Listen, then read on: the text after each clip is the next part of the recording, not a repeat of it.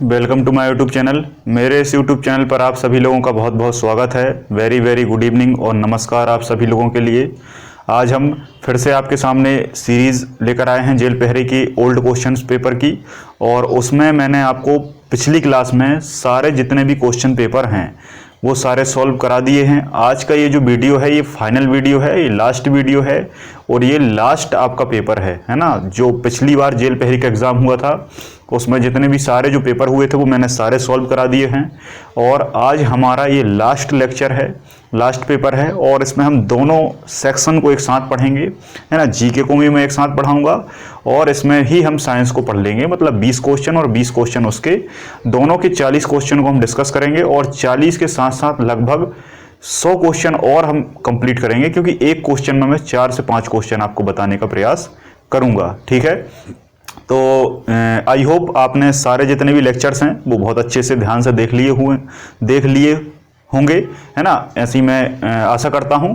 और आपको क्या करना है, आपको उनको क्वेश्चन को पढ़ने के बाद उनके आसपास के जो टॉपिक बनते हैं, जो चैप्टर बनते हैं, उनको सॉल्व करते चलना है, उनको आपको पढ़ते चलना है। अगर कहीं भी कन्फ्यूजन आता है तो आप मुझसे पूछिए, मैं आपको कमेंट सेक्शन में उसका सॉल्यूशन दूंगा, या मुझे लगेगा तो मैं उस पर्टिकुलर टॉपिक पर एक वीडियो बना दूंगा और वो आपका जो टॉपिक है वो बहुत अच्छे से क्लियर हो जाएगा। और नेक्स्ट क्लास से हम एमपीजी के और साइंस को एक बहुत बड़े लेवल से पढ़ने वाले हैं, ठीक है।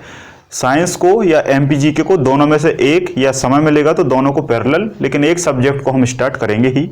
और मैं ये चाहता हूं कि आप इस वीडियो को देखने के बाद आप कमेंट सेक्शन में लिखें कि आप साइंस पढ़ना चाहते हैं कि एमपीजी के पढ़ना चाहते हैं। दोनों में से जिसका प्रेफरेंस मुझे ज़्यादा लगेगा मैं उसको पढ़ाने का प्रयास करूंगा, और कोशिश करूंगा कि दोनों हो सके तो और अच्छा रहेगा, ठीक है। और एक बड़े लेवल पर, बहुत बड़े लेवल पर, अभी तक बहुत सारे बच्चों ने मुझसे एमपी पढ़ लिया होगा, बहुत सारे बच्चों ने साइंस भी पढ़ ली होगी, ठीक है। लेकिन क्या है, जो क्लास है वहाँ पर टाइम ड्यूरेशन के कारण मेरे ऊपर दबाव रहता है और एक कम समय में उस कोर्स को कंप्लीट करना होता है, ठीक है। लेकिन यहाँ ऐसा कोई दबाव नहीं है, तो वहाँ पर मैंने उस डाटा को बहुत ही एक लिमिटेड लेवल से पढ़ाया था, बहुत कम लेवल से पढ़ाया था। जो इंपॉर्टेंट चीज़ें रहती हैं, जो ज़रूरी चीज़ें रहती हैं, केवल उनको डिस्कस किया था। लेकिन यहाँ पर हमारे पास कोई सीमा नहीं है ना। लॉकडाउन में टाइम भी पर्याप्त है, तो एक बहुत बड़े लेवल से हम यहाँ पर मध्य प्रदेश को पढ़ेंगे, साइंस को पढ़ेंगे, जिसमें आपको ऐसे ऐसे क्वेश्चन पढ़ने को मिलेंगे, जानने को मिलेंगे जो शायद आपने किसी बुक में कभी पढ़े नहीं होंगे। और चैप्टर आपका बहुत ही सिंपल और आसान भाषा में, उदाहरण सहित, एग्जाम्पल सहित बहुत अच्छे से क्लियर हो जाएगा। चलिए तो स्टार्ट करते हैं। पहले हम जीके के जो क्वेश्चन है उनको डिस्कस करेंगे। पहला क्वेश्चन पूछा गया था, बहुत सामान्य क्वेश्चन था, लेकिन बस थोड़ा जो टाइप है वो थोड़ा सा अलग था। पूछा था कि रामायण पर प्रभावशाली कार्य किसने किया है, ठीक है। क्वेश्चन इस तरीके से था कि रामचरितमानस को जो प्रभावशाली कार्य है, इस तरीके से अलग लिखा था थोड़ा सा, कि रामायण पर रामचरितमानस का जो प्रभावशाली कार्य है वो किसने किया है। थोड़ा सा अजीब लैंग्वेज में लिखा था, आप वहां पर जाके देख लेंगे, ठीक है। तो ये सिंपल सी बात है। कुल मिला के वो ये पूछ रहा था कि जो रामायण है उसको रामचरितमानस के रूप में किसने लिखा है, तो ये तुलसीदास जी ने लिखा है। ये बहुत अच्छी तरीके से आप जानते हैं। तुलसीदास को राम बोला के नाम से भी जाना जाता है। तुलसीदास का जो वास्तविक नाम है वो क्या है, राम बोला है। राम बोला के नाम से भी जानते हैं। रामायण की अगर बात करें तो रामायण वाल्मीकि द्वारा लिखी गई थी, लेकिन रामचरितमानस तुलसीदास के द्वारा लिखी गई थी। जो रामायण है वो संस्कृत भाषा में वाल्मीकि ने लिखी थी, और जो रामचरितमानस है जो आपके घर में होती है वो अवधी भाषा में तुलसीदास ने लिखी थी। और अवधी एक हिंदी का ही रूप है ना। हिंदी और अवधी दोनों उसमें मिश्रित भाषाएं हैं, ठीक है। तो इस तरीके से इसको तैयार किया गया है। इसके अलावा भी और भी बहुत सारी रामायण हैं जिनके बारे में मैंने आपको लिखाया है। तो आप मुझे बताएंगे कि किस रामायण को किसके द्वारा लिखा गया है। कमेंट में बताएंगे आप कि बाल रामायण को किसने लिखा है ना। बंगाली में रामायण को किसने लिखा है, ठीक है। तमिल में रामायण को किसने लिखा है, ठीक है।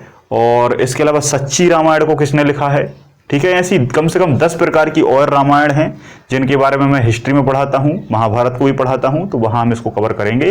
लेकिन मैं लास्ट बैच में ये सब पढ़ा चुका था, तो जिन बच्चों ने पढ़ लिया है वो मुझे कमेंट सेक्शन में इनका आंसर देंगे, ठीक। नेक्स्ट क्वेश्चन पूछा था कि शिवराज सिंह चौहान से पूर्व मुख्यमंत्री कौन थे। तो देखो, आज के आज के सेशन में अगर इसको समझा जाए तो इसका आंसर थोड़ा अलग होगा। अगर आपसे अब पूछा जाए कि शिवराज सिंह चौहान से पूर्व मुख्यमंत्री कौन थे, तो आप कमलनाथ लगाएंगे, कमलनाथ जी लगाएंगे। लेकिन उस समय क्या है, उस समय ये 2018 का है, तो उस समय शिवराज सिंह चौहान के पहले जो मुख्यमंत्री थे उनका नाम था बाबूलाल गौर। ठीक है, बाबूलाल गौर जी थे, इसके पहले उमा भारती जी थी। ठीक है, तो बाबूलाल गौर के बाद शिवराज सिंह चौहान आए, फिर कमलनाथ जी आए कुछ समय के लिए, और फिर से अब श्री चौहान जी आ चुके हैं, है ना। ये बीजेपी से हैं और इनका जो निवास स्थान है शिवराज सिंह चौहान का, ये आपको पता होगा, आपको बुधनी है ना। बुधनी जो सीहोर में पड़ता है, वहाँ से चुनाव लड़ते हैं। और इनका जो पर्टिकुलर गांव है वो गांव जैत है। क्या नाम है? जैत। तो जैत गांव के ये रहने वाले हैं। ठीक है, लेकिन बुधनी इनका विधानसभा क्षेत्र है। और कमलनाथ जी आप जानते हैं छिंदवाड़ा से लड़ते हैं, छिंदवाड़ा के हैं ये रहने वाले। वैसे रहने वाले तो यूपी के हैं, बाकी छिंदवाड़ा अब इनका क्षेत्र हो चुका है। नेक्स्ट क्वेश्चन पूछा था कि आईसीसी एक दिवसीय वर्ल्ड कप को जीतने वाले पहले कप्तान कौन है ना। वर्ल्ड कप जो 50 ओवर का वर्ल्ड कप होता है, 50 ओवर का वर्ल्ड कप जो होता है, जिसे ओडीआई वर्ल्ड कप कहा जाता है। ओडीआई का मतलब होता है वनडे इंटरनेशनल। वनडे इंटरनेशनल जो 50 ओवर का होता है, उसमें उसे जीतने वाले पहले कप्तान क्या थे, कौन थे? और पहला ऑप्शन था महेंद्र सिंह धोनी। तो अधिकांश लोगों ने महेंद्र सिंह धोनी लगा दिया, क्योंकि उन्हें पता है कि जो वर्ल्ड कप है वो महेंद्र सिंह धोनी जी ने जिताया है। लेकिन यहाँ पहले लगा था, तो इसका सही आंसर क्या था? कपिल देव। ठीक है, कपिल देव। वैसे ये बहुत बच्चा क्वेश्चन है। कपिल देव जी पहले कप्तान है 1983 में इन्होंने पहला वर्ल्ड कप हमें जिता कर दिया था, जो कि तीसरा वर्ल्ड कप था, है ना। पहला वेस्ट इंडीज जीती, दूसरा वेस्ट इंडीज जीती, फिर उसके बाद तीसरा वर्ल्ड कप भारत जीता था।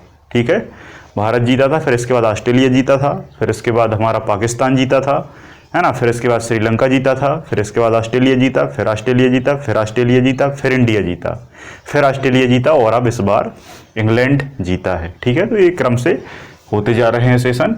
और 2011 में महेंद्र सिंह धोनी जी ने जिताया था। अब आप मुझे बताएंगे कि कपिल देव जो हैं, इनको किस नाम से जाना जाता है? कपिल देव को किस नाम से जाना जाता है? और ये हरियाणा के रहने वाले हैं, इन्हें किस नाम से जानते हैं, आप मुझे आंसर बताएंगे। नेक्स्ट क्वेश्चन पूछा था कि मध्य प्रदेश के विधानसभा विपक्ष नेता कौन है? तो उस समय का जो आंसर है वो अलग है ना, अजय सिंह हैं। तो लेकिन आज का इसका सही आंसर क्या होगा, है ना। अभी गोपाल भार्गव थे, लेकिन अब फिर से पार्टी बदल गई है, तो कमलनाथ जी को विपक्ष का नेता बना दिया है। नेक्स्ट क्वेश्चन पूछा था, थोड़ा सा इसको चेक कर लेना, है ना, कि विपक्ष का नेता वर्तमान में कौन है, थोड़ा सा इसे चेक कर लेना। मेरे ख्याल से कमलनाथ जी हैं, और बीजेपी जब मतलब कांग्रेस जब सत्ता में थी तब गोपाल भार्गव जी को बनाया गया था। थोड़ा सा इसे चेक कर लेना। नेक्स्ट क्वेश्चन पूछा था कि माउंट एवरेस्ट पर पहुंचने वाली प्रथम भारतीय महिला पूछा है। एक बात याद रखना, तो प्रथम भारतीय महिला जो थी वो बछेंद्री पाल थी।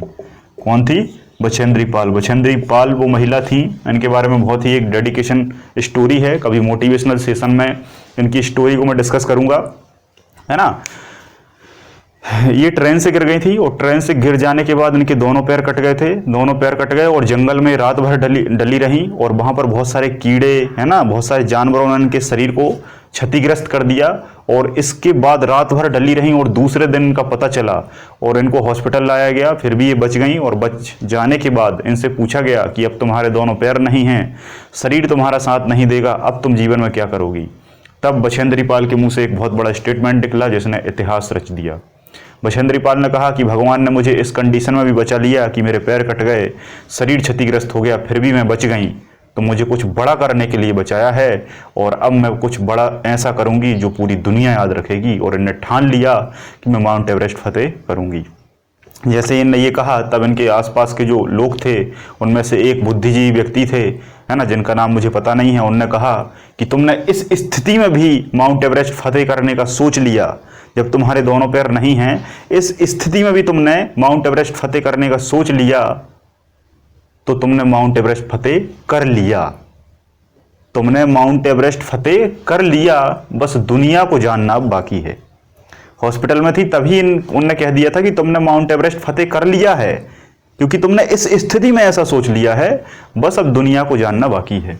ठीक है, तो ऐसी इनकी बात है। एक चीज और याद रखना, इसके बाद एक क्वेश्चन और बनता है कि मध्य प्रदेश से किसने फतेह किया है माउंट एवरेस्ट? तो कुछ लोग हैं। अगर महिला का पूछा तो आप लगाना मेघा परमार, है ना, सॉरी क्या नाम है उनका, भावना डहरिया। भावना डेहरिया जो है वो छिंदवाड़ा से हैं, तामिया से। तो भावना डेहरिया ने माउंट एवरेस्ट को फतेह किया है। और सीहोर की जो है मेधा पाटकर, तो उनने भी माउंट एवरेस्ट फतेह किया है, लेकिन भावना डेहरिया ने पहले कर लिया था, लेकिन एक ही दिन किया था, कुछ घंटों का फर्क है। भावना डेहरिया और मेघा परमार में थोड़ा सा अंतर है, ठीक है, कुछ घंटों का। और एक क्वेश्चन और पूछा जाता है कि भारत के पहले व्यक्ति जिन्होंने माउंट एवरेस्ट पर जाकर राष्ट्रगान गाया, तो उनका नाम है रत्नेश पांडे। क्या नाम है? रत्नेश पांडे, जो सतना के रहने वाले हैं। भावना डेहरिया छिंदवाड़ा तामिया की रहने वाली हैं। और जो मेघा परमार हैं वो आपकी सीहोर जिले की रहने वाली हैं, ठीक है। बछेंद्री पाल कहाँ की रहने वाली हैं? इसका आंसर आप मुझे देंगे। बछेंद्री पाल कहाँ की रहने वाली हैं? इसका आंसर आप मुझे देंगे। नेक्स्ट क्वेश्चन पूछा था कि द डिस्कवरी, कमेंट सेक्शन में इसका आंसर देना है। मैं कहता हूं तो आंसर देना है। अगर ये छोटी सी चीज आप मिस कर देते हैं तो आप कंपटीशन में मिस कर देंगे, क्योंकि भगवान देखता है। यहां जब चीजों को आप मिस करेंगे तो निश्चित तौर पर जब आपका वहां सिलेक्शन होगा तो वो भी आपको थोड़ा सा एक नंबर से रुक जाएगा। क्यों रुक जाएगा? क्योंकि यही छोटे छोटे क्वेश्चन जो होते हैं जो आपकी समझ को डेवलप करते हैं और वहां पता नहीं किसी दूसरे क्वेश्चन से लिंक होकर उसको ये सही करने में सहायक हो जाते हैं। हो सकता है कभी आप किसी क्वेश्चन में 2 क्वेश्चनों को एलिमिनेट कर लें और 2 में आपका डाउट रहे, और 2 में से आपको 2 ही नहीं पता लेकिन आपको एक लग रहा है कि एक ये आंसर उसका था, तो निश्चित तौर पर ये दूसरा उसका होगा, ठीक है। तो ऐसी बहुत सारी छोटी छोटी चीजें हमें सहायता प्रदान कर देती हैं। The discovery of India book किसने लिखी? The discovery of India book किसने लिखी? आप बहुत अच्छी से जानते हैं, जवाहरलाल नेहरू, है ना। जवाहरलाल नेहरू जी के द्वारा लिखी गई है। हमारे भारत के पहले पीएम थे ये, ठीक है।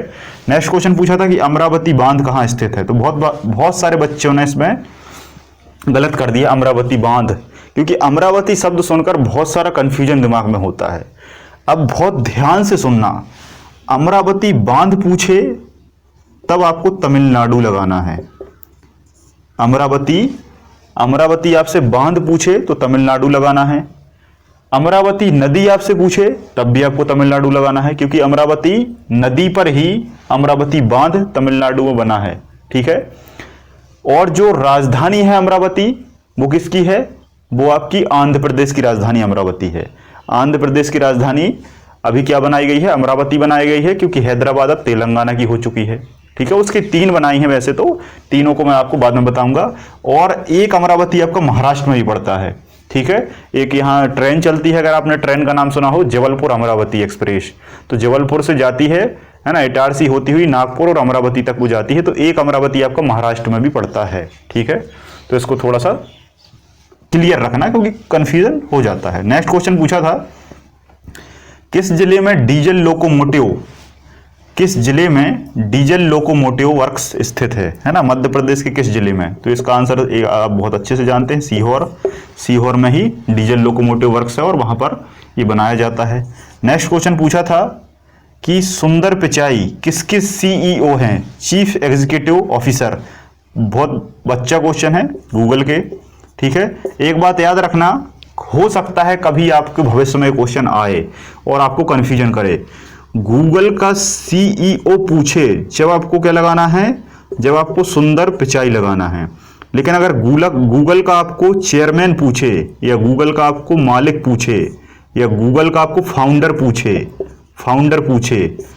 पूछे, तब आपको लगाना है सर्गेई बिन लैरी पेज। सर्गेई बिन लैरी पेज, कहीं कहीं लेटी पेज भी लिखा रहता है प्रोनाउंसिएशन। तो उनने गूगल बनाया था, इनने सर्गेई बिन और लेटी पेज 2 व्यक्तियों ने, वो फाउंडर हैं। लेकिन वर्तमान में सीईओ कौन है? सुंदर पिचाई हैं, जो भारत के हैं। अब कुछ लोग कहेंगे इन दोनों में अंतर क्या है, समझ लो।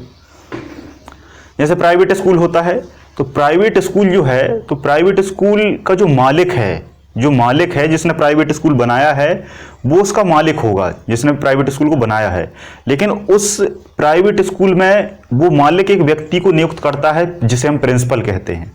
तो वो प्रिंसिपल उस स्कूल को संचालित करता है, और हमें लगता है कि प्रिंसिपल ही सब कुछ है, ठीक है, प्रिंसिपल ही सब कुछ है। जबकि प्रिंसिपल क्या करता है? केवल उसे गाइड करने का काम करता है, प्रमुख होता है, लेकिन मालिक उसका अलग होता है, ठीक है। तो वही मालिक जो है वो सर्गेई बिन लैरी पेज है, लेकिन उसको चलाने का काम सुंदर पिचाई जी, मतलब निगरानी का काम सुंदर पिचाई जी कर रहे हैं, ठीक है। जैसे गवर्नमेंट स्कूल है तो गवर्नमेंट उसका मालिक है, लेकिन प्रिंसिपल उसे चलाता है, बस ये अंतर है। नेक्स्ट क्वेश्चन पूछा था कि संजय गांधी ताप विद्युत केंद्र कहाँ स्थित है? तो संजय गांधी ताप विद्युत केंद्र में अगर आपसे जिला पूछेगा तो जिला इसका आप जिला मुझे कमेंट सेक्शन में बताएंगे, और अगर इसका पर्टिकुलर स्थान पूछेगा तो वो है बिरसिंहपुर। क्या है? बिरसिंहपुर।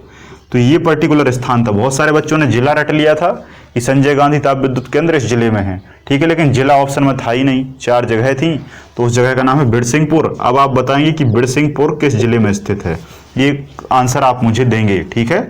कुछ बच्चे बहुत अच्छे बच्चे हैं, वो कहते हैं कि सर आप क्वेश्चन पूछा करें, क्योंकि इससे हम लोगों को बहुत सारी चीज़ें याद होती हैं।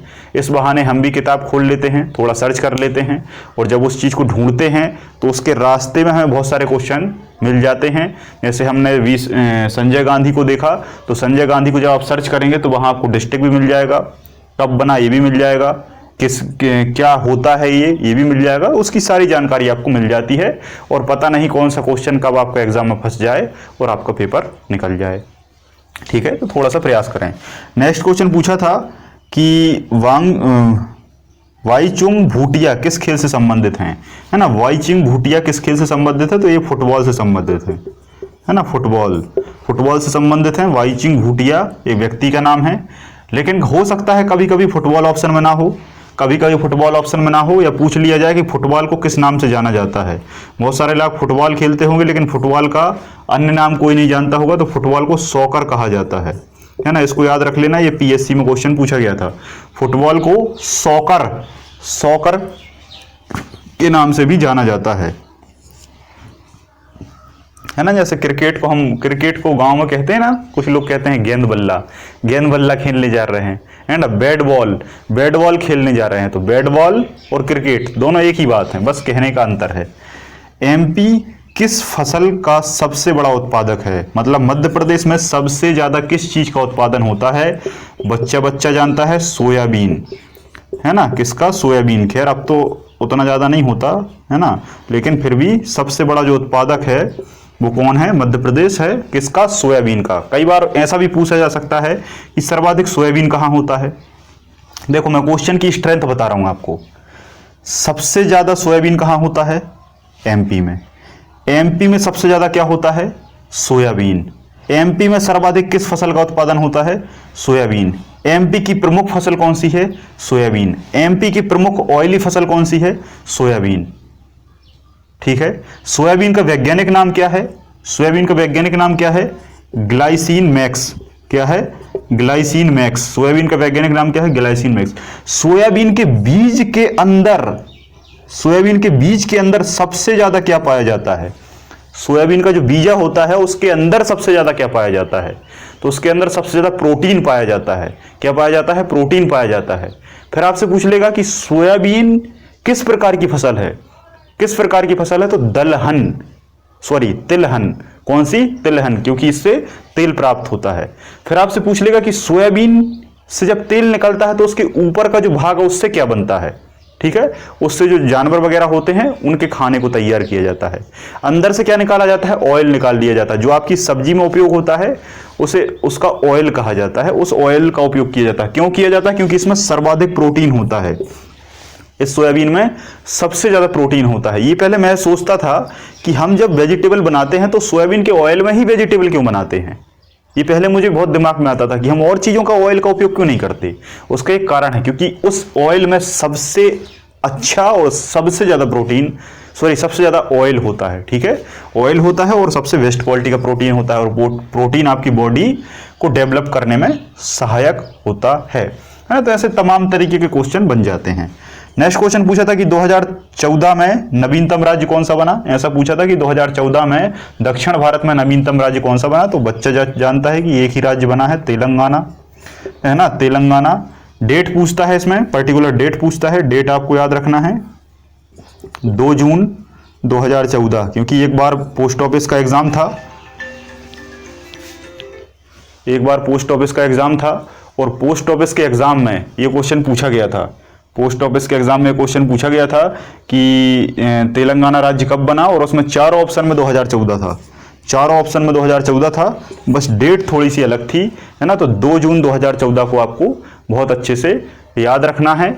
कृष्ण समिति, श्री कृष्ण समिति के नाम पर एक समिति जारी हुई थी और उस समिति की सिफारिश पर, है ना, राष्ट्रपति, संसद और यहाँ की विधानसभा के सहयोग से इस राज्य का निर्माण हो गया था। ठीक है, नेक्स्ट हम बात करें कि मध्य प्रदेश के कौन से ऐसे 2 शहर हैं जहां पर मेट्रो ट्रेन क्रियान्वयन है, मतलब संचालित हो रही है, बन रही है। तो आप जानते हैं भोपाल और इंदौर 2 ऐसे शहर हैं जहां पर मेट्रो ट्रेन बनाई जा रही है, कुछ समय बाद बन जाएगी। ठीक है, नेक्स्ट क्वेश्चन पूछा था, एक चीज और याद रखना, हो सकता है कभी गहराई से आपसे पूछ ले कि जो भोपाल में मेट्रो ट्रेन है ये तो बन रही है, लेकिन इसको बना कौन रहा है? तो इसका जो ओनर है, जो मालिक हैं, वो है दिलीप बिल्डकॉन, है ना, एक कंपनी है दिलीप बिल्डकॉन, लिखा होगा आपने, देखा होगा। तो दिलीप बिल्डकॉन इसको बना रहा है। तो इस क्वेश्चन को इंदौर वालों को अच्छे से याद रखना है। और इंदौर में मेट्रो ट्रेन कौन बना रहा है, इसको भोपाल वालों को अच्छे से याद रखना है, क्योंकि जो लोग भोपाल में रहते हैं तो वो तो जानते ही हैं, वहां से गुजरते हैं, उसमें लिखा रहता है पूरे बोर्ड में दिलीप बिल्डकॉन। ठीक है, लेकिन इंदौर का आपको नहीं पता होगा और इंदौर के जो लोग हैं उनको भोपाल का पता नहीं होगा। तो दिलीप बिल्डकॉन भोपाल का बना रहा है और आप बताएंगे इंदौर की मेट्रो ट्रेन को कौन सी कंपनी तैयार कर रही है। ये क्वेश्चन आपके लिए रहा। नेक्स्ट क्वेश्चन पूछा था कि मध्य प्रदेश के वह राज्यपाल कौन हैं जो 1991 में केंद्रीय कृषि मंत्री रहे, है ना, केंद्रीय कृषि मंत्री रहे 1991 में आपको पता है कांग्रेस की सरकार थी और उसके बाद फिर वो राज्यपाल बने। तो उनका नाम है बलराम जाखड़, है ना, बलराम जाखड़। तो बलराम जाखड़ केंद्रीय कृषि मंत्री थे, फिर उसके बाद हमारे राज्यपाल बने। हमारे मध्य प्रदेश के पहले राज्यपाल पट्टाभी सीतारामैया थे। ठीक है, ये बात आपको याद रखना है, पट्टाभी सीतारामैया थे, लेकिन जो मुख्यमंत्री हैं वो रविशंकर शुक्ल थे। और वर्तमान राज्यपाल कौन है, इसका आंसर मुझे चाहिए आपसे, क्योंकि अभी हाल फिलहाल में लाल, जो आपके क्या नाम है, लाल सिंह जी थे ना, उनका निधन हो गया है, तो नए राज्यपाल बने हैं। तो इसको आपको अच्छे से याद रखना है, कमेंट करें।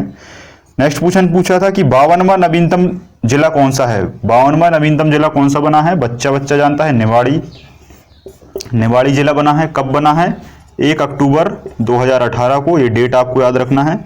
1 अक्टूबर सन 2018 को इस जिले का निर्माण हुआ और टीकमगढ़ से अलग करके इस जिले का निर्माण किया, जिसके अंतर्गत 3 तहसीलें आती हैं, ओरछा, निवाड़ी और पृथ्वीपुर। ओरछा, निवाड़ी और पृथ्वीपुर 3 तहसीलें आती हैं। ये जो आपका जिला है ये मध्य प्रदेश का सबसे छोटा जिला है, वर्तमान में ये मध्य प्रदेश का सबसे छोटा जिला है। इसका जो क्षेत्रफल है वो एग्जैक्ट मुझे थोड़ा सा कंफ्यूजन है, 1317.45 वर्ग किलोमीटर है, 1317.45 वर्ग किलोमीटर है। थोड़ा सा क्रॉस चेक कर लेना है इसको। सबसे कम आबादी वाला जिला है, उत्तर प्रदेश की सीमा से सीमा बनाता है, उत्तर प्रदेश के 2 जिलों से सीमा बनाता है, ललितपुर और झांसी को स्पर्श करता है, सागर संभाग में आता है, सागर संभाग में इसका निर्माण हुआ है, लेकिन टीकमगढ़ जिले से अलग हुआ है। और अक्षय सिंह यहाँ के कलेक्टर हैं और यहाँ के एसपी मुकेश श्रीवास्तव जी हैं। ठीक है, तो ऐसी कुछ जानकारियाँ आपको याद रखना है। ठीक है, जो मुकेश श्रीवास्तव यहाँ के एसपी हैं, ये काफ़ी बहुत बढ़िया व्यक्ति हैं, बहुत शानदार व्यक्ति हैं। जब मैं स्कूल टाइमिंग में था, तो स्कूल टाइमिंग में जब मैंने 9th-10th में पढ़ाई की थी एक स्कूल में, गवर्नमेंट स्कूल में, तो उस स्कूल के प्रिंसिपल हुआ करते थे। और क्या उस स्कूल का सारा सिस्टम था, मतलब जो व्यक्ति उस स्कूल में आता था वो केवल और केवल इनकी तारीफ ही करता था कि प्रिंसिपल हो तो मुकेश श्रीवास्तव जैसा। इतना बढ़िया तरीके का मैनेजमेंट था कि सारे जिले का सबसे टॉप स्कूल उस समय का रहा था।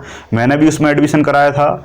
बहुत शानदार क्लासें लगती थी, टाइम टू टाइम क्लासें लगती थी। अगर कोई टीचर उपस्थित नहीं है तो ये स्वयं प्रिंसिपल होते हुए क्लास में आ जाते थे और पूरे टाइम पढ़ाते थे ताकि किसी भी बच्चे का कोई भी लॉस ना हो, है ना। बहुत शानदार टीचर थे, बच्चों को मोटिवेट करते थे। उसके बाद फिर उन्होंने बहुत सारे एग्ज़ाम दिए।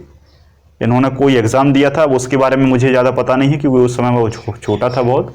और इसके बाद फिर ये कुछ और बने थे शायद, फिर इसके बाद ये एसपी बने और इनकी ज्वाइनिंग यहाँ पर हो गई। तो बहुत ही बढ़िया व्यक्ति हैं। जो लोग निवाड़ी के लोग अगर इस वीडियो को देख रहे होंगे तो वो इन व्यक्ति के शासन को बहुत अच्छे से जानते होंगे। बहुत शानदार तरीके से हर एक चीज़ के मैनेजमेंट रखते हैं। नेक्स्ट क्वेश्चन पूछा था कि नरेंद्र मोदी जी द्वारा राजगढ़ में जून 2018 में शुरू की गई सिंचाई परियोजना का नाम क्या है? सिंचाई परियोजना का नाम क्या है? तो उसका नाम है मोहनपुरा बांध परियोजना को लागू किया गया था। और मोहनपुरा जो बांध परियोजना है ना, इसका उद्घाटन राजगढ़ जिले में हुआ। तो आपको ये भी पता चल गया कि किस जिले में है, राजगढ़ जिले में है। ठीक है, अब आप ये बताएंगे कि मोहनपुरा बांध किस नदी पर स्थित है? राजगढ़ में तो है, लेकिन किस नदी पर है ना? और इसे वहाँ की सिंचाई के लिए बनाया गया है। वहाँ पर बहुत सारे खेत हैं, उनमें सिंचाई होगी, बिजली भी बनेगी। नेक्स्ट क्वेश्चन पूछा था कि वनडे इंटरनेशनल मतलब ओडीआई मतलब एक दिवसीय में 14 जुलाई 2018 को 10,000 रन बनाने वाले व्यक्ति का नाम क्या है? और जैसे ही 10,000 रन दिखे, पहला ऑप्शन दिखा, सभी लोगों ने विराट कोहली लगा दिया। और इसी के आसपास विराट कोहली ने भी 10,000 रन बनाए थे। तो ऐसे क्वेश्चनों को वो तैयार करते हैं और इसमें डेट दे दी। देखो डेट वाइज करंट अफेयर्स पूछ लिया। 14 जुलाई को 2018 में 10,000 रन, क्योंकि इसी के आसपास विराट कोहली ने भी 10,000 रन पूरे किए थे, जो कि सबको पता था। सबने विराट कोहली लगा दिया। जबकि 14 जुलाई को हमारे जाने माने कैप्टन कूल महेंद्र सिंह जी धोनी द्वारा इन 10,000 रनों को पूरा किया गया था। तो सही आंसर क्या था? महेंद्र सिंह धोनी। 2018 आपसे पूछे, जुलाई पूछे, तो महेंद्र सिंह धोनी जी ने भी 10,000 रन पूरे कर लिए हैं। नेक्स्ट क्वेश्चन पूछा था कि एमपी का वह सीएम कौन सा है जो तीसरे गृह मंत्री बने? एमपी के ऐसे कौन से सीएम रहे हैं सारी लिस्ट में से जो बाद में गृह मंत्री भी बने केंद्र सरकार में, होम मिनिस्टर? उनका नाम क्या है? कैलाश चंद्र जोशी। क्या नाम है? कैलाश चंद्र जोशी मुख्यमंत्री रहे हैं। ठीक है, और इन्हीं के द्वारा यही जो हैं वो हमारी केंद्र सरकार के द्वारा मुख्य गृह मंत्री नियुक्त किए गए थे, है ना। मध्य प्रदेश के पहले मुख्यमंत्री आपके रविशंकर शुक्ल थे। दूसरे मुख्यमंत्री पूछा गया था एक एग्जाम में तो भगवत राव मंडलोई थे। फिर तीसरे मुख्यमंत्री पूछ लिया था। तो तीसरे मुख्यमंत्री जी जो थे उनका नाम आप मुझे कमेंट सेक्शन में बताएंगे। ठीक है, और चौथे मुख्यमंत्री जो थे वो फिर से भगवत राव मंडलोई बने थे, और जो गैर कांग्रेसी बने थे उनका नाम था कैलाश चंद्र जोशी।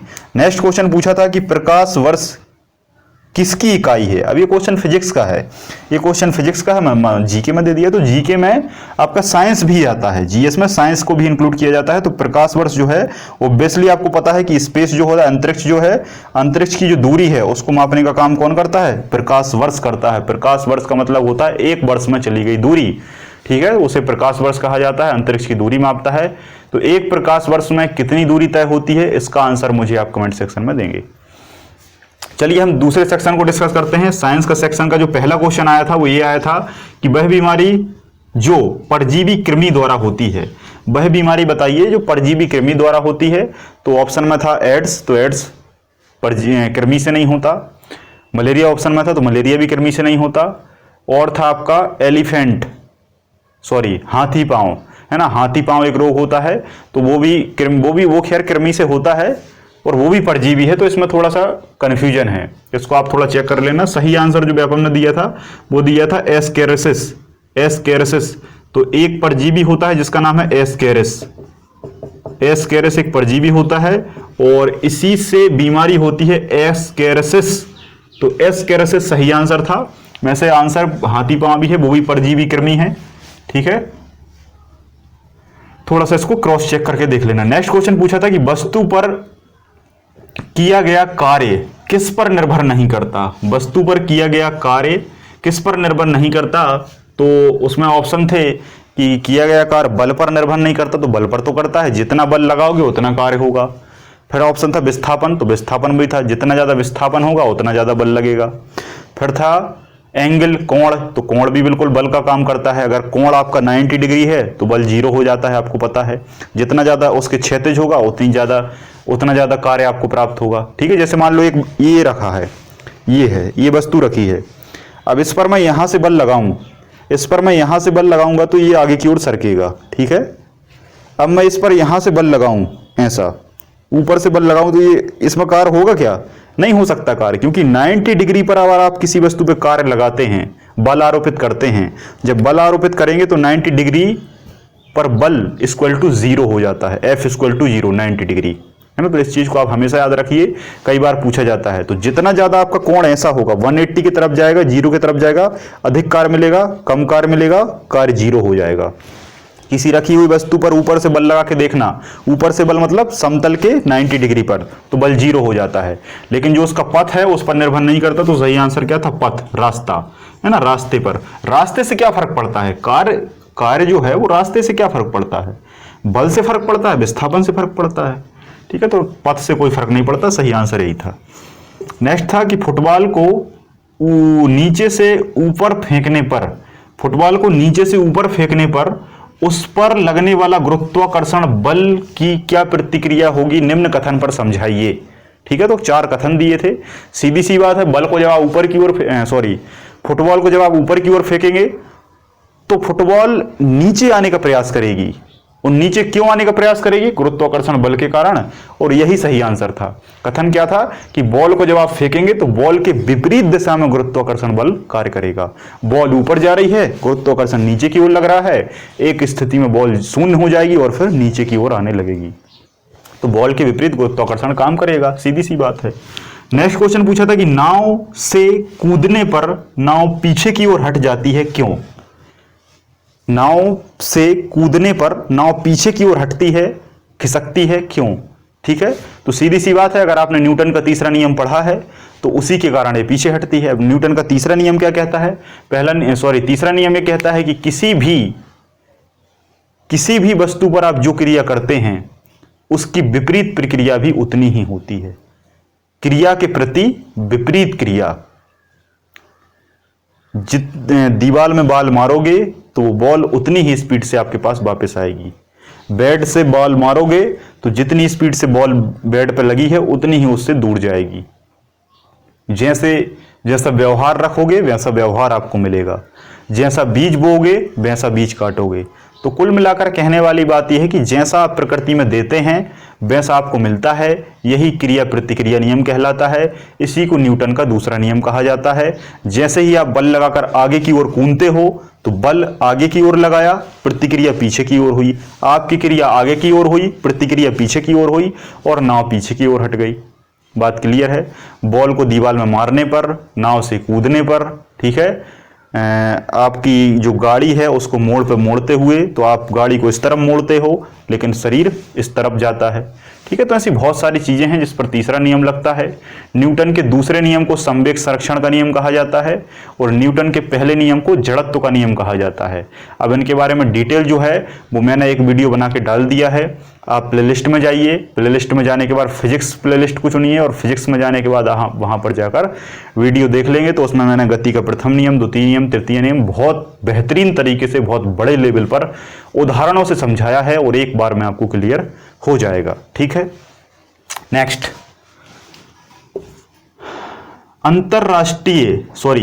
आकाशीय बिजली के प्रभाव से, आकाशीय जो बिजली है उसका प्रभाव है उसे हम कम करने के लिए किस चीज का उपयोग करते हैं? सिंपल सा क्वेश्चन है। आकाशीय बिजली आपने देखी है, जो बिजली कड़कती है। क्लास में एक बच्चे ने मुझसे एक क्वेश्चन पूछा था, कि सर बारिश क्यों होती है और बारिश जब होती है तो बिजली क्यों चमकती है, बिजली क्यों कड़कती है और बादल क्यों गरजते हैं? ये क्वेश्चन उसने पूछा था।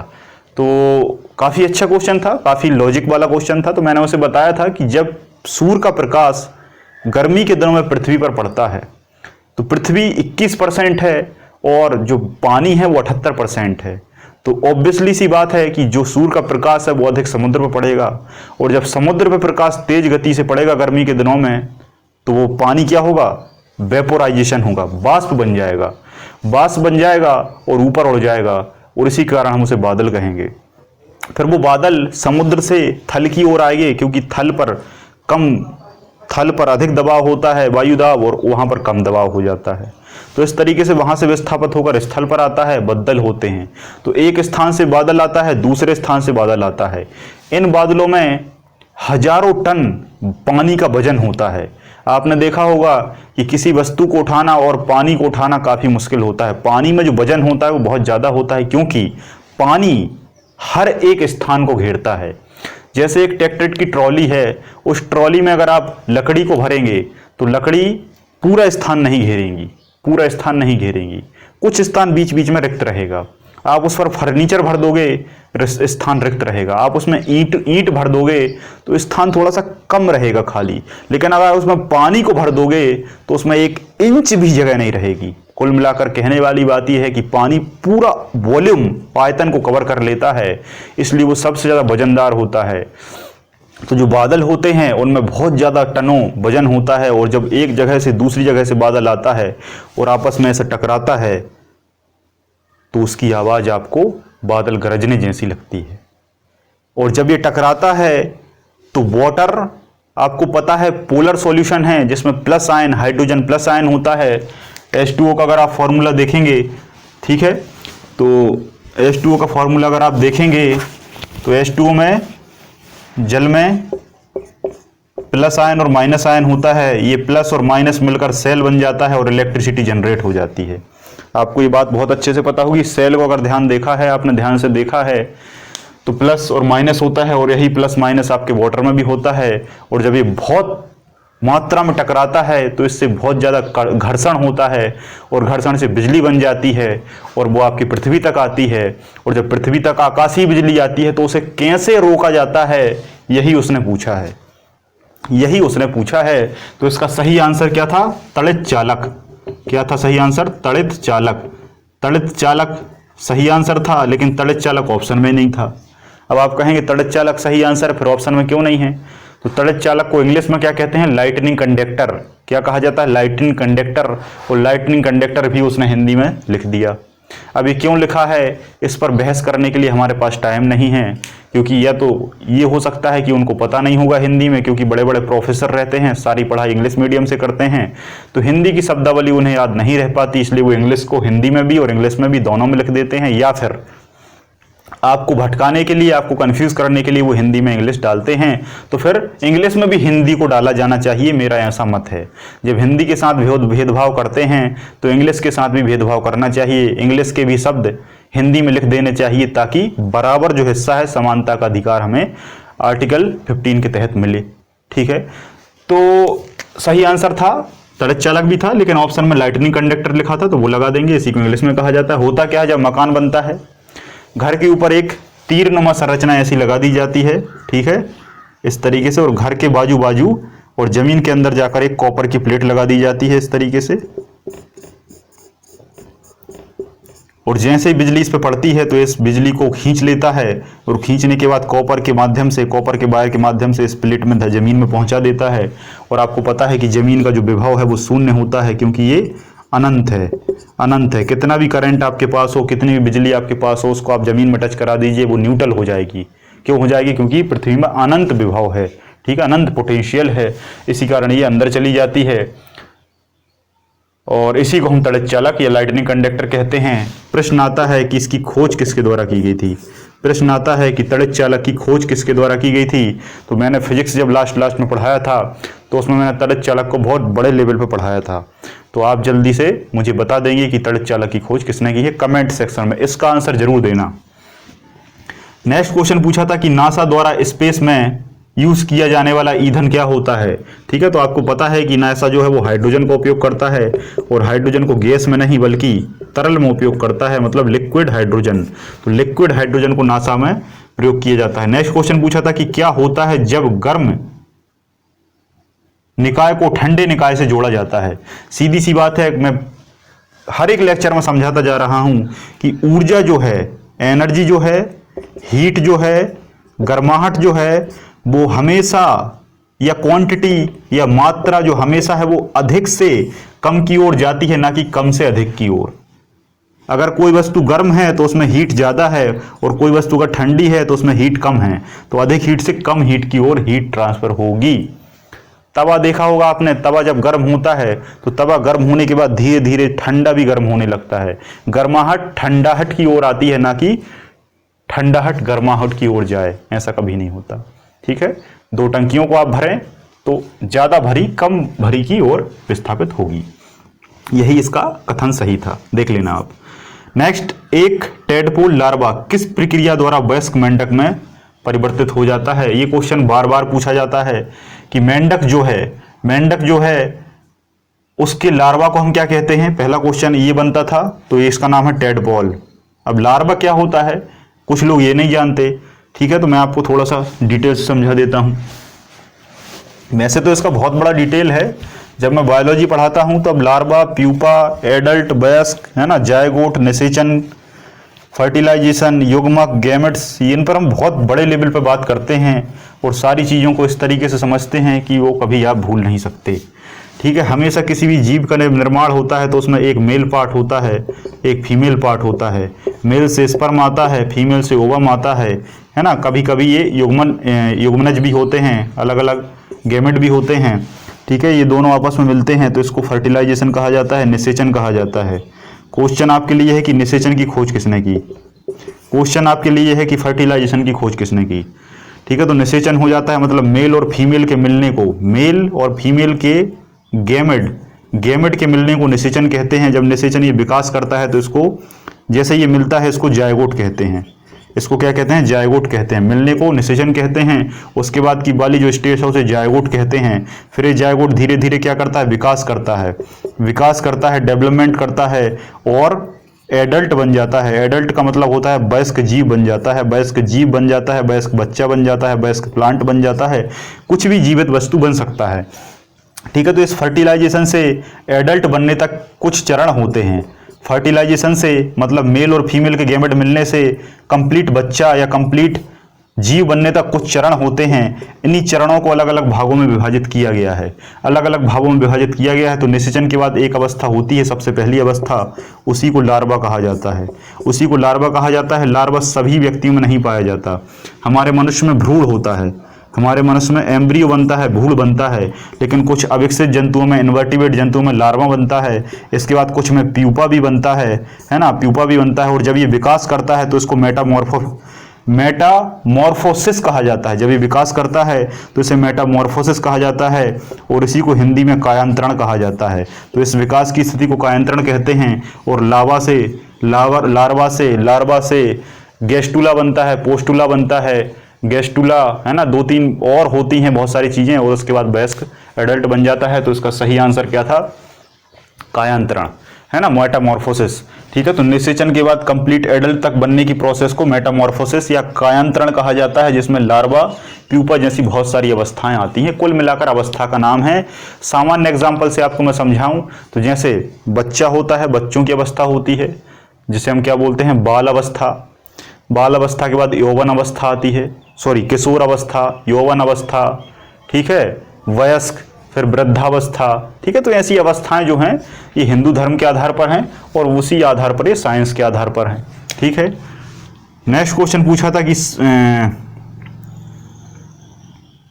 एक संजय नाम का व्यक्ति है, संजय की आवाज कर्कश है, कर्कश मतलब थोड़ी सी वैसी ऑड, कर्कश के बाद फटने लगती है, क्यों, समझाइए, फटने लगती है क्यों, कारण क्या है इसका। तो कुल मिलाकर आपको पता होगा जब बच्चे होते हैं तो उनकी आवाज़ बहुत मधुर होती है, मीठी होती है, लेकिन जैसे ही वो वयस्क की यौवन की अवस्था में एंटर करते हैं तो उनकी आवाज़ जो है वो फटने लगती है।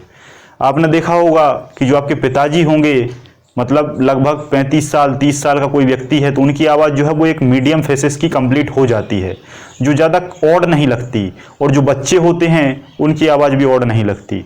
बच्चों की आवाज़ पतली होती है और वयस्कों की आवाज़ कंप्लीटली डेवलप हो जाती है। लेकिन जो बीच की अवस्था है, उस बीच की अवस्था में जो आपका वॉइस बॉक्स है, कंठ है, वो आप अपने आप को डेवलप करता है और उसकी जो आवाज़ है वो कर्कश और फटने जैसी आने लगती है, जिसे हम बुंदेलखंड में फटे बांस की आवाज़ जैसा कहते हैं, कहना कि फटे बांस की तरह गा रहे हो तुम। तो वो क्या है, फटता अटता कुछ नहीं है। वास्तविकता में जो आपका कंठ है वो डेवलप करता है, कंठ ये बड़ा होता है, जब बड़ा होता है तो उसकी आवाज़ मोटी हो जाती है, तो वो बीच की अवस्था होती है। तो इसका सही आंसर क्या था कि औवन अवस्था में प्रारंभ होने पर, औवन अवस्था, यौवन अवस्था जब आती है तो इस तरीके की घटनाएं होती हैं, घटनाएं नहीं कह सकते वैसे।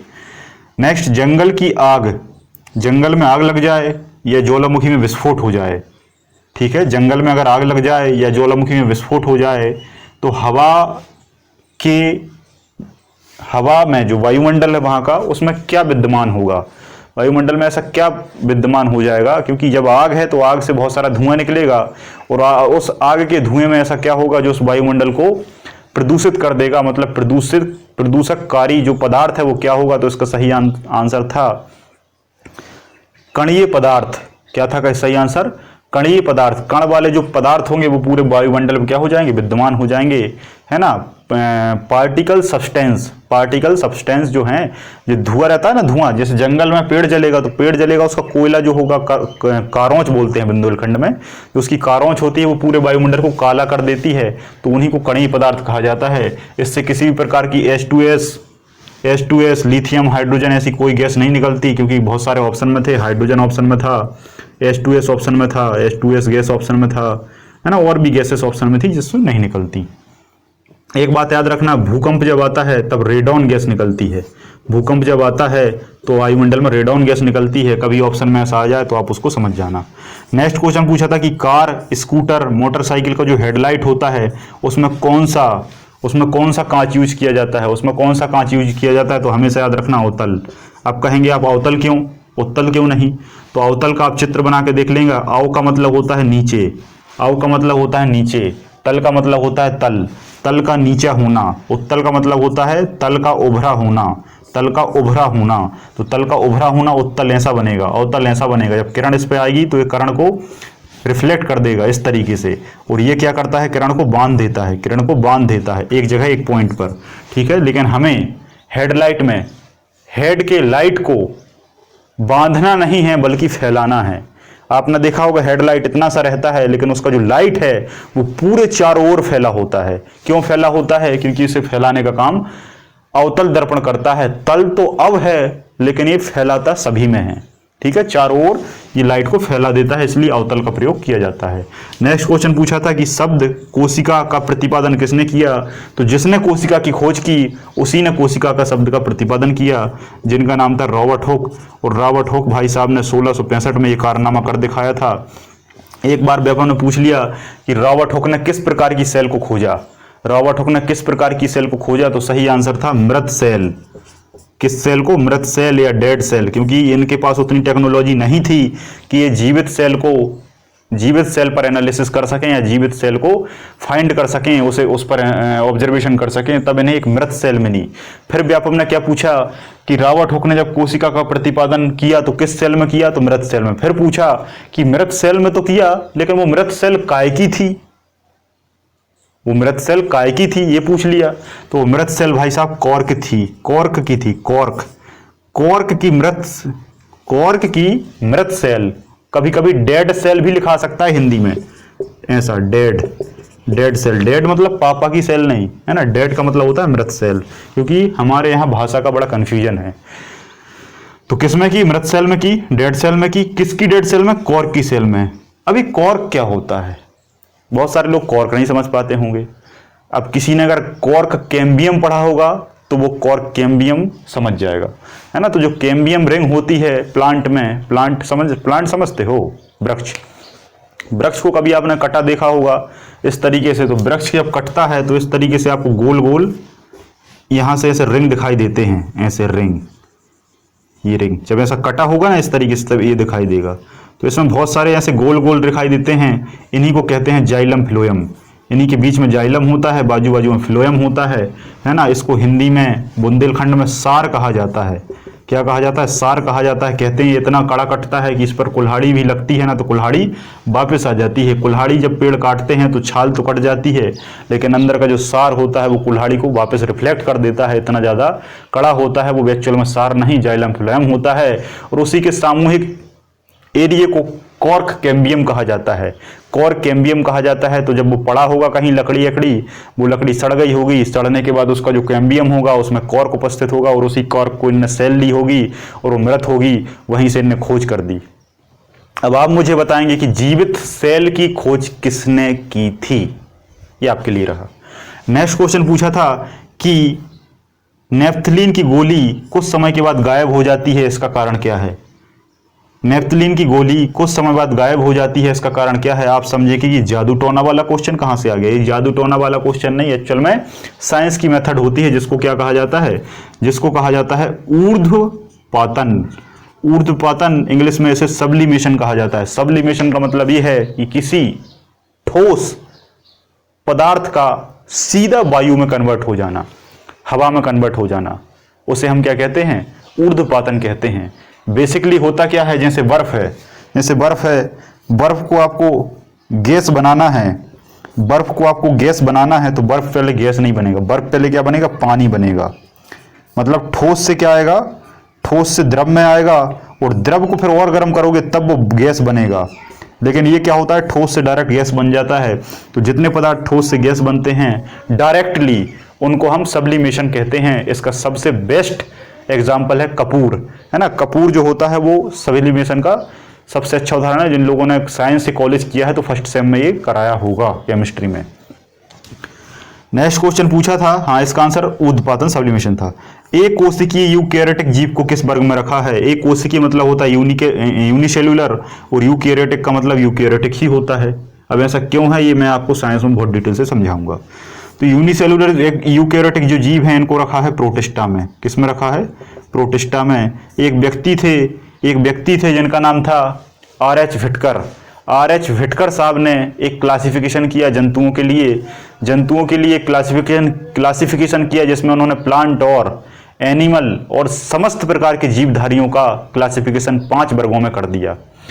बहुत सारे वैज्ञानिक और थे जिन्होंने 1 वर्ग, 2 वर्ग, 3 वर्ग, 4 वर्ग बताए, लेकिन मैं 5 वर्ग की बात करूंगा। R.H. विटकर साहब ने 5 वर्ग बताया, जिसमें मोनेरा में उन्होंने एक कोशिकीय प्रोकैरियोटिक को रखा, प्रोटिस्टा में एक कोशिकीय यूकैरियोटिक को रखा, इसके बाद उन्होंने कवक को रखा जिसे हम फंजाई ग्रुप कहते हैं, और 2 ग्रुप तो आप जानते ही हैं, एक एनिमलिया जिसमें सारे एनिमल आते हैं, और एक प्लांट जिसमें सारे प्लांट आते हैं। इसके बाद और भी बहुत सारे वैज्ञानिक आए, बेंथम एंड हुकर आए, हचिंसन आए, है ना। इसके बाद और आपने देखा कि कैरेलस लिनियस आए, है ना। तो बहुत सारा है आपका। ये किसने दिया था अभी मुझे नाम याद नहीं आ रहा, थोड़ा सा मैं क्लिक नहीं कर पा रहा हूँ। और भी बहुत सारे वैज्ञानिक आए जिन्होंने हजारों प्रकार की क्लासों में इनका क्लासिफिकेशन किया। बहुत बड़ा क्लासिफिकेशन है, पर्टिकुलर एक एक ब्रांचें हैं इन सभी के अंदर, और उन ब्रांचों के अंदर बहुत बड़ा क्लासिफिकेशन है जो कि आपको ग्रेजुएशन में बायोलॉजी में देखने को मिलता है। चलिए आगे बात करते हैं कि एक तत्व है, एक तत्व का जो समस्थानिक है वो समान है। समस्थानिक जो है इसे आइसोटोप कहा जाता है इंग्लिश में, है ना। सिमिलियर्स आइसोटोप और वन एलिमेंट, है ना। तो उसके लिए सही कथन क्या होगा? नहीं। फिर पूछा है, देखो इसमें कंफ्यूजन कर दिया, एक तत्व का समस्थानिक समान है तब उसके किस स्थिति में भिन्नता होगी? तो आपको यहां पर समस्थानिक की परिभाषा आनी चाहिए। समस्थानिक में क्या होता है कि परमाणु क्रमांक जिस भी एलिमेंट के समान होंगे उसको वो समस्थानिक कहलाएगा। तो परमाणु क्रमांक क्या है? एटॉमिक नंबर जो है वो समान होने चाहिए, एटॉमिक नंबर समान हो। जब एटॉमिक नंबर समान होगा तो एटॉमिक नंबर किससे निर्धारित होता है? आपका प्रोटॉन से निर्धारित होता है। तो प्रोटॉन जो हैं, जितने प्लस आयन हैं प्रोटॉन है वो भी क्या होंगे? समान होंगे। और आपको पता है जितने प्रोटॉन होते हैं उतने ही इलेक्ट्रॉन होते हैं, तो वो भी समान होंगे। ठीक है। परमाणु क्रमांक जो है, क्रमांक जितना है उतना ही प्रोटॉन होता है, उतना ही नाभिक होते हैं और उतना ही इलेक्ट्रॉन होता है। ये सब समान होते हैं किसमें? समस्थानिक में। उसने पूछा है भिन्न क्या होगा? तो भाई साहब एक ही चीज बच जाती है जिसे हम न्यूट्रॉन कहते हैं, वही भिन्नता लाती है। क्यों लाती है? क्योंकि हमेशा proton plus neutron equal to द्रव्यमान होता है, मास होता है, द्रव्यमान होता है। तो प्रोटॉन हमेशा फिक्स होते हैं, है ना। लेकिन जो न्यूट्रॉन है वो फिक्स नहीं होते। तो ये 18 हो जाते हैं कभी कभी, तो 17 और 18 35 द्रव्यमान हो जाता है। किसका है 35? ये है आपका क्लोरीन का, देख लेना आप, है ना। क्लोरीन का है ये। 35 दिया था सेट पेपर में, जेल पहरी के आपने देखा होगा, जबकि यहाँ 34 होना था, लेकिन कभी कभी बढ़ जाता है। वैसे 34 पॉइंट कुछ है। नेक्स्ट क्वेश्चन पूछा था कि रिएक्टर में मंदक के रूप में क्या उपयोग करते हैं। वैसे तो मंदक के रूप में D2O को उपयोग किया जाता है। D2O का मतलब होता है ड्यूटेरियम ऑक्साइड, और इसी को भारी जल कहा जाता है, इसी को भारी जल कहा जाता है ना। भारी जल हाइड्रोजन के 3 भाग होते हैं, प्रोटियम, ट्राइटियम और ड्यूटेरियम, है ना। 3 भाग होते हैं हाइड्रोजन के, H1, H2, H3। इसे प्रोटियम कहा जाता है, इसे ड्यूटेरियम कहा जाता है और इसे ट्राइटियम कहा जाता है। तो ड्यूटेरियम मतलब D2O, हाइड्रोजन का दूसरा समस्थानिक जब ऑक्सीजन से मिलता है तो D2O बनता है, इसी को ड्यूटेरियम ऑक्साइड कहा जाता है, इसी को भारी जल कहा जाता है। और इसको बताने वाले व्यक्ति का नाम कौन था? यूरे तथा वॉशरबर्न, है ना। यूरे तथा वॉशरबर्न ने भारी जल की खोज की थी और इसी का उपयोग मंदक में किया जाता है, लेकिन ऑप्शन में नहीं था, तो ऑप्शन में ग्रेफाइट था, तो ग्रेफाइट का उपयोग भी हम मंदक में कर लेते हैं। ग्रेफाइट क्या है? अपर रूप है, एलोट्रॉप्स है, किसका? कार्बन का। फिर एक और कौन है? दूसरा हीरा है ना। हीरा और ग्रेफाइट दोनों क्या हैं? अपर रूप हैं, किसके? कार्बन के। किस ब्लॉक के? पी ब्लॉक के। नेक्स्ट क्वेश्चन, जैविक खेती के लिए कथन कौन सा सही नहीं है ना? नहीं है। तो सीधी सी बात है, जैविक खेती जहां आ जाती है वहां रासायनिक उर्वरक का उपयोग हो ही नहीं सकता।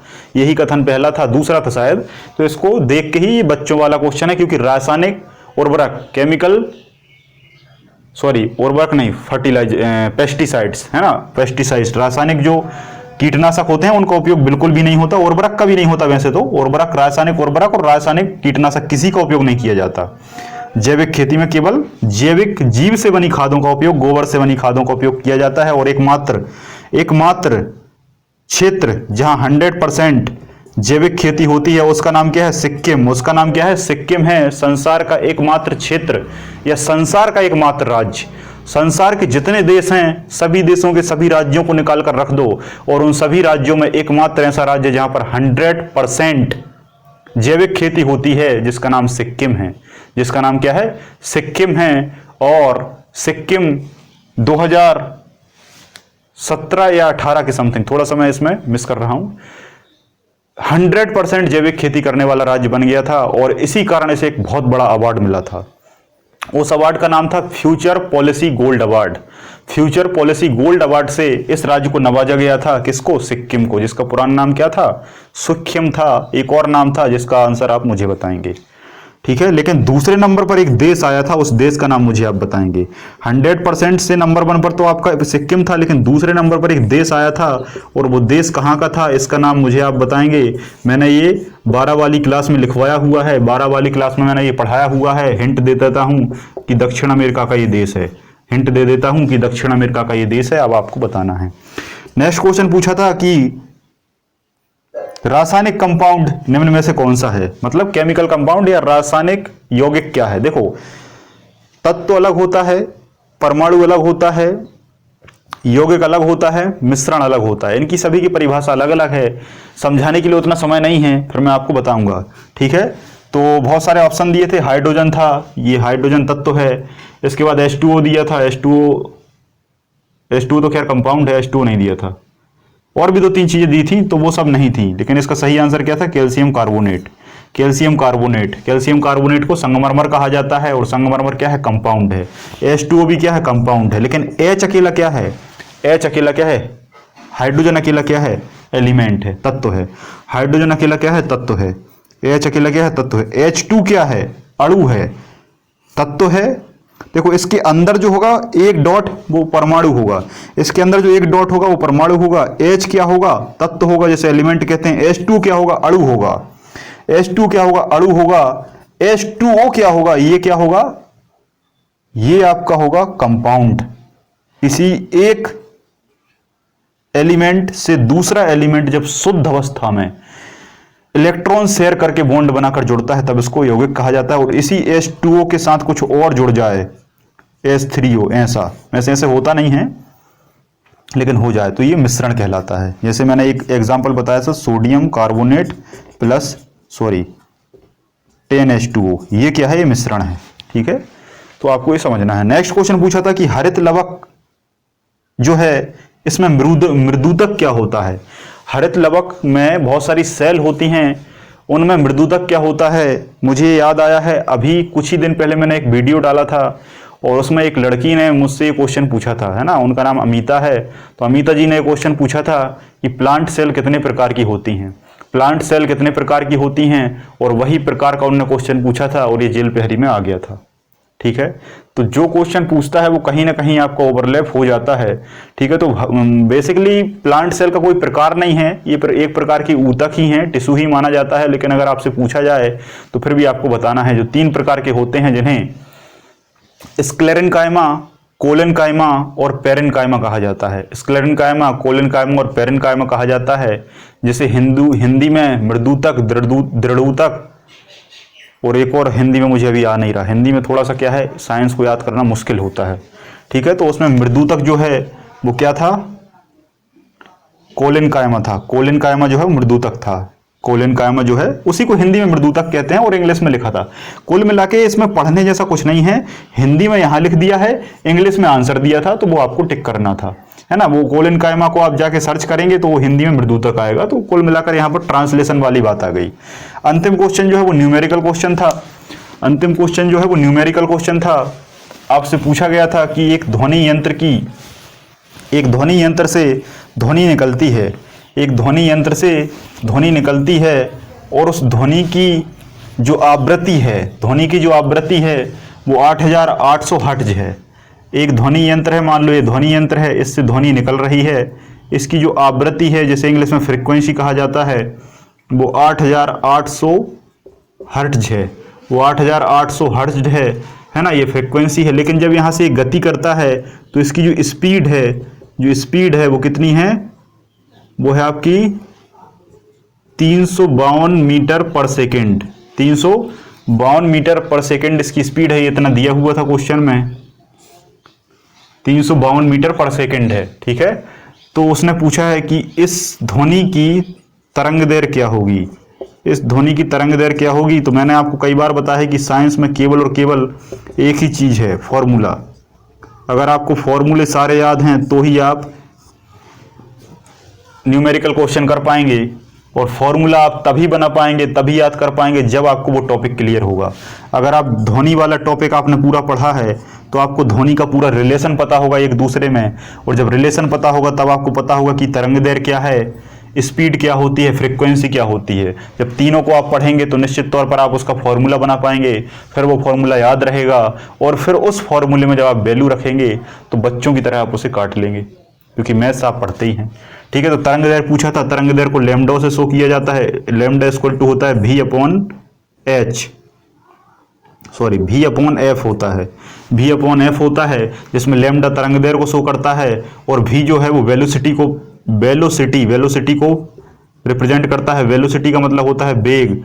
वेग किसका, ध्वनि का, कितना है, 352। वेग मतलब एक प्रकार की स्पीड ही होती है ना, लेकिन ये एक्चुअल स्पीड होती है जो कि विस्थापन के सापेक्ष होती है, ये दूरी के सापेक्ष होती है, सामान्य चाल। और वेग जो है ये साइंस में उपयोग होता है, ये साइंस में उपयोग होता है जो कि एक्चुअल होता है थोड़ा सा, इसलिए इसे वेग कहा जाता है। वेग किसका, इस ध्वनि का कितना है, 352, और फ्रीक्वेंसी दी है आपको। फ्रीक्वेंसी मतलब आवृत्ति मतलब बार बार वो कण कितनी आवृत्ति से वहां पर मूव हो रहा है, तो 8800। जब इसको आप काटेंगे तो इसका आंसर क्या आएगा, 0.04। ठीक है, इसको आप इसमें भाग दे देंगे, ठीक है, तो 0.04 आ जाएगा। यही इसकी क्या होगी, आवृत्ति होगी, और यही इसका सही आंसर था। ठीक है, तो आई होप आज के इस लेक्चर में आप सभी लोगों को बहुत अच्छे से सारी चीज़ें समझ में आई होंगी। अगर अच्छा लगा तो कमेंट जरूर करें। आप सभी से मैं गुजारिश करूंगा कि जितने लोग भी इस वीडियो को देखें वो कमेंट जरूर करें। कमेंट से क्या होता है, हमें एक मोटिवेशन मिलता है। अगर आप अच्छा कमेंट करेंगे तो हम निश्चित तौर पर मोटिवेट रहेंगे, और आप लोगों के लिए एक बहुत अच्छी चीज़ें सर्च कर करके आपके सामने प्रस्तुत करेंगे। ठीक है, और अगर कहीं आपको थोड़ा सा मिस्टेक लगता है, कहीं कोई चीज़ आपको दिक्कत देती है, या कहीं कोई समस्या हम लोगों में आपको मिलती है, तो आप उसको भी कमेंट सेक्शन में बता सकते हैं। ठीक है, उससे हम डिमोटिवेट नहीं होंगे, बल्कि उससे हम कुछ सीखेंगे, है ना, उससे हम सीखेंगे, और जो भी कमी है उसमें हम सुधार करने का प्रयास करेंगे, और निश्चित तौर पर उसे सुधार करने के बाद आपके सामने प्रस्तुत किया जाएगा, और आगे उसकी गलती होने की संभावना ना के बराबर रहेगी। तो निगेटिव तो नहीं कह सकते, कमेंट जरूर करें, अच्छा करें या बुरा करें। कहीं बुराई दिखती है तो बुराई मानना बुराई होती है, इस बात को समझना, बुराई को बुराई मानना और उसमें दब जाना बुराई होती है। बुराई को सोचना समझना और उस बुराई को अच्छाई में बदल देना हमेशा अच्छाई होती है। बस दो ही कॉन्सेप्ट हैं, ठीक है। तो कमियां हैं तो दिक्कत नहीं है कोई, बताइए आप, अगर आप बताएंगे तो हम उसको सुधारेंगे। प्रयास ही है, कमेंट जरूर करना, कमेंट जरूर करें। और जिस प्रकार जिंदगी रोटी कपड़ा और मकान पर चलती है, उसी प्रकार से चैनल भी लाइक शेयर और सब्सक्राइब पे चलता है। तो आप आगे समझदार हैं, ठीक है। आज के इस वीडियो देखने के लिए आप सभी लोगों का बहुत बहुत धन्यवाद। मुलाकात होगी हमारी नेक्स्ट एपिसोड में। जय हिंद, जय भारत।